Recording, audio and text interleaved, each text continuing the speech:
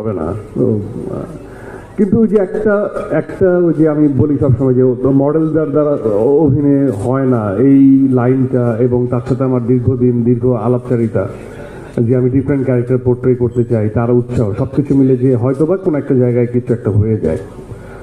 তো নাটকে আমাদের লিমিটেশন ছিল, তো সিনেমার জায়গায় আমার কাছে মনে হয় যে প্রত্যেকটাই আমরা যারা যেখান থেকেই আসি না কেন, কত কোয়ান্টিটিতে আসলে মনস্থির না করে কোয়ালিটির দিকে একটু খেয়াল রাখাটা আমাদের সবারই জরুরি। আর লাইফে সবসময় অস্থির হওয়া চলে না, কিছু কিছু জায়গায় স্থিরতা নিয়ে আসা উচিত।